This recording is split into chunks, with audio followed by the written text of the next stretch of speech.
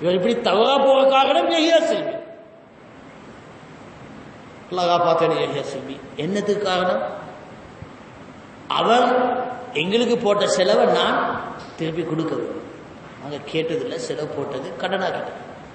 இதை கதையாக்கி நாங்கள் திருப்பி கொடுக்க வேண்டும் எங்களுக்கு கடமையாக்கி சகோதரர்மார்கிட்ட இருந்து கடனாக எடுத்த பணங்களை திருப்பி கொடுக்க ஏலவு நடப்பிச்சிட்டாங்க.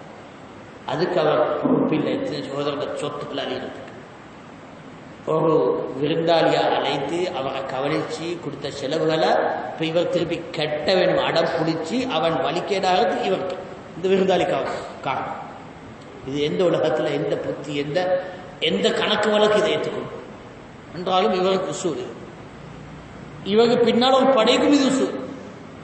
அது எங்கட ஸ்ரீலங்கா படம், அஷ்ரப் மோலியோட படம், இசா அப்துல் காதிர் எழுதி